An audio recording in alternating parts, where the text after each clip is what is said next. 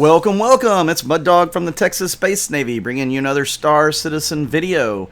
And we're talking about another Professions of the Verse video today. We are going to talk about scientist. Yes, that's going to be a profession in Star Citizen. So really there's only a few ships that are going to be capable of housing a scientist profession.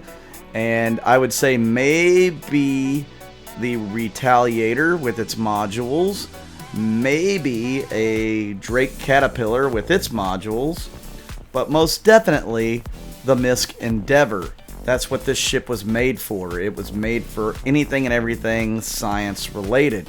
But it also has the capability of exploring, which we didn't really discuss much in the exploring video. And of course medical gameplay, which you can kind of group in with scientists, but it is kind of its own thing. So let's take a closer look at the Endeavour. So there's a couple of quotes that they have here from different people, somebody from Apollo 15 and then somebody that they've kind of made up.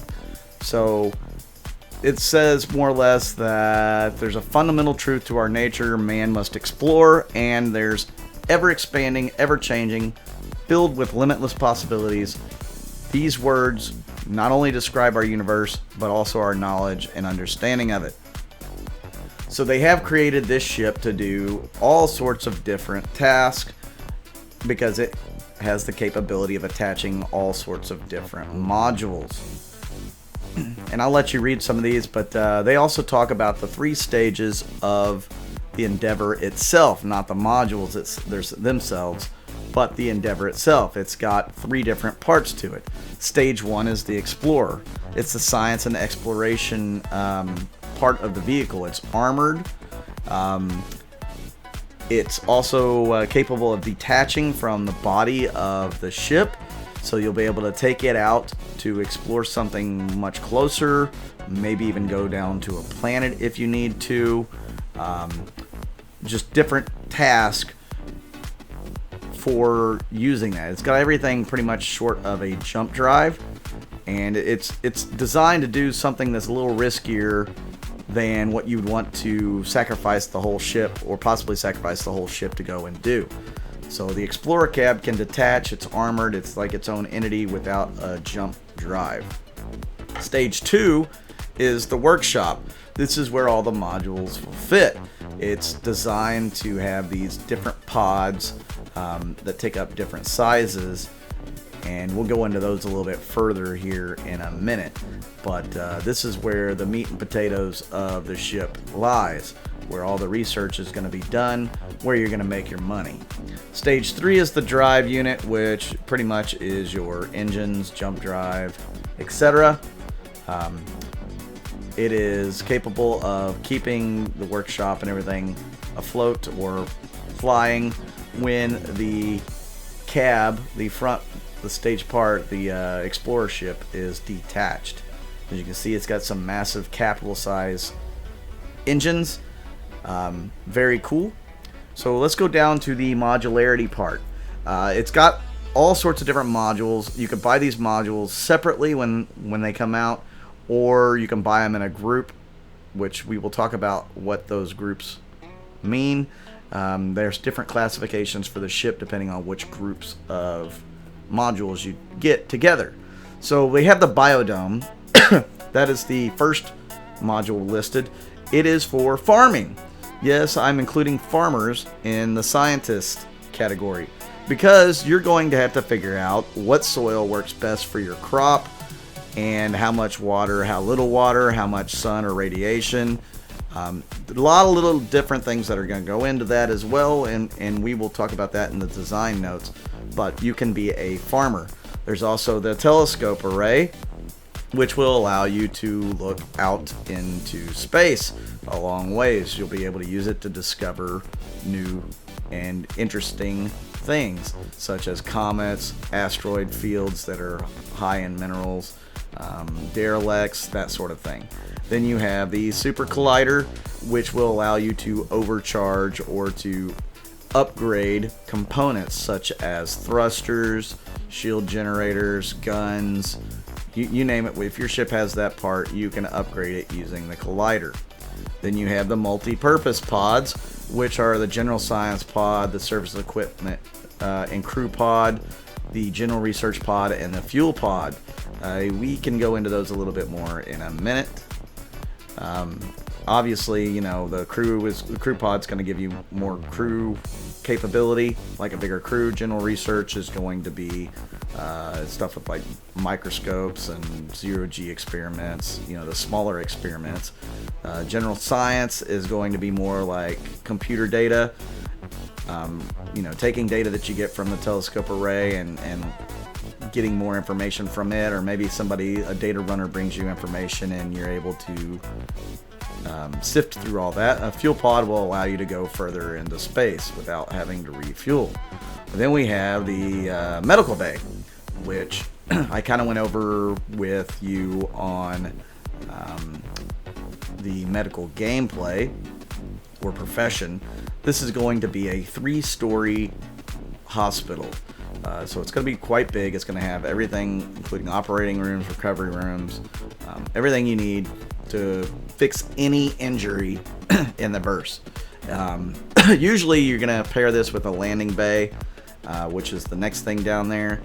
The landing bay list, capable to support multiple Cutlass Red ambulances. I think they said at one point it'd only be able to do 2, but this ship is so large, I would imagine this landing bay is going to be able to support at least 2 Cutlass Reds at once. Probably more than that. We'll have to wait and see when the time comes. And then it goes into details about the different cells and stuff. But down here, under buying options, that's what's probably going to interest you guys. And we'll scroll down here in a minute for you to see it. I'll kind of go into talking about it now. But the different buying options when this ship came out was the Discovery class, the Hope class, the Olympic class, and the Master set. The Discovery class has an option that includes a variety of multi-purpose labs and storage facilities. It's got a service and crew enclosure, a general research pod, and a general science pod. It also has the standard Discoveries, or standard Discovery class ships are used by disparate groups from everything from mobile medical research to exoarchaeology, with the Explorer for kind of like as a planetary lander, and then less legitimately an illegal drug production. So you'll be able to use this to create illegal drugs like Vice stuff, you know, like maybe Widow or something like that.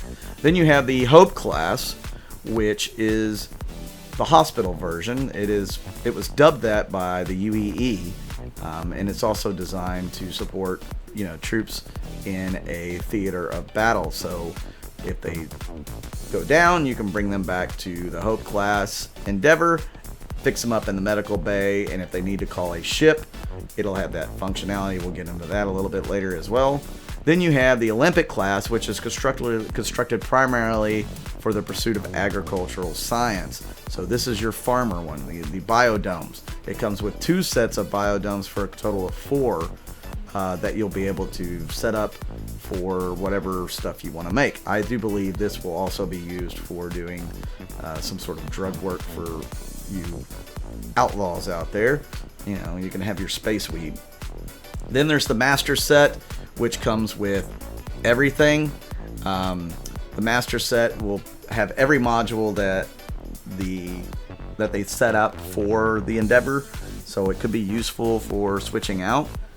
We kind of go into that in a little bit too. They talk about the different sizes, which you guys have already seen, and as you can see in the holo viewer, what it looks like without any of the modules on it.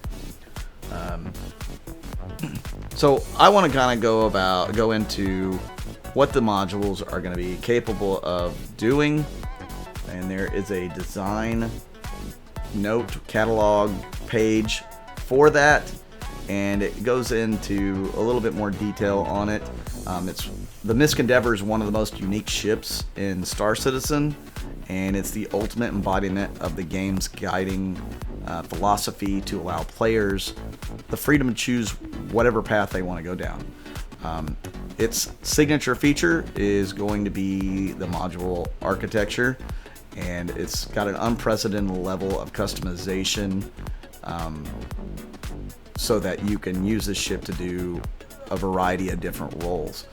The ability, like you'll be able to take this thing to an authorized dealer, and it'll be able to quickly retrofit any of the attachments. It's got 3 attachment points, so it'll be able to retrofit any of those to whatever you want to put on them at a nominal fee. And so you'll have the flexibility to quickly and cost effectively make a huge change on this ship from one thing to the next, especially if you have the master set. That's where it really shines. You'll be able to change it on the fly fairly quickly without too much cost and get what you want out of it. So really, in the design notes, the first thing that they really want to talk about is like the medical aspect of the gameplay. So each ship has an ID beacon, and that ID beacon will tell you a little bit about that ship on your navigation screens.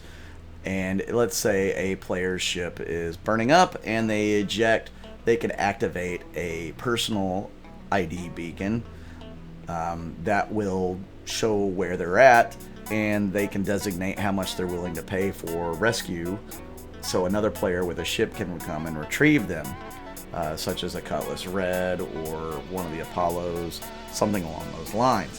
And they can bring you back to a hospital if they want. They can try to heal you up themselves or just rescue you, whatever. So with the medical module on the Endeavour, it can heal any and every bit of damage that you have. Now, that doesn't necessarily mean if you die that you're not going to suffer any consequences. They may end up having to put, some sort of cybernetic appliance to you, like on an arm or an eye or something like that. But this medical facility has the capability of doing that.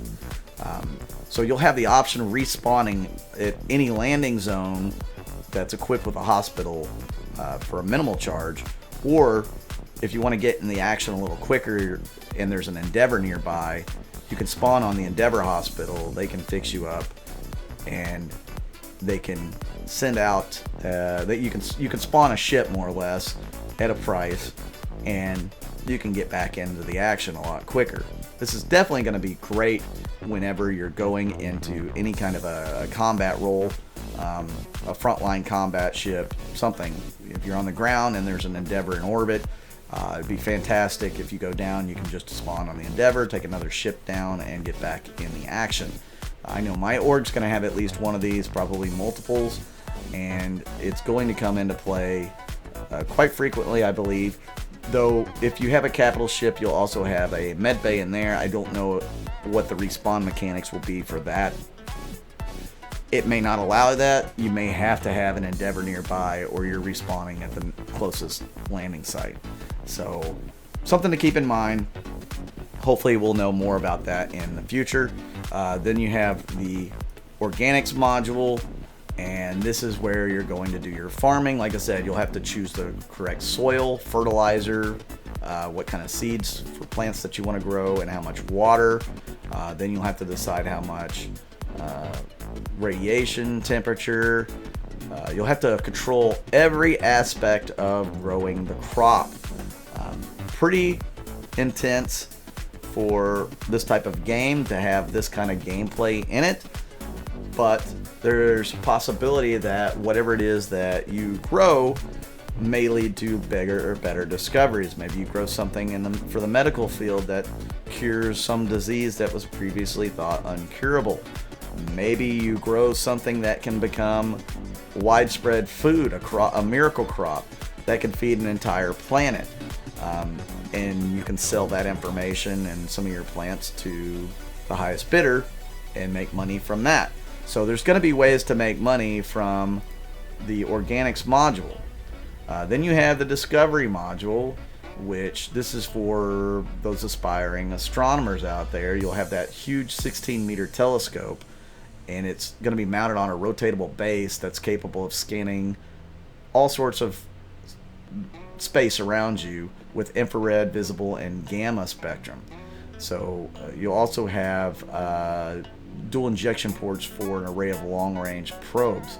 So you'll be able to look at wayward comets, asteroid fields that are rich in valuable ore, derelict ships, worth a fortune to a salvager, and primordial black holes that are the holy grail of scientific research, just to name a few things that the patient observer might eventually discover.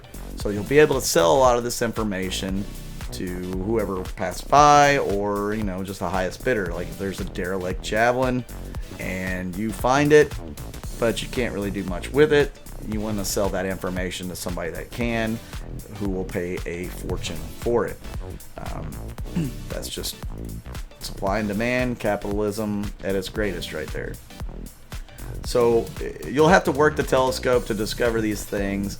You may have to scan further in, which will obviously change the amount of space that you can cover. You can change, like I said, the spectrum of the telescope so that you can find out more information about what it is you're scanning. And you can do this all from a long range distance.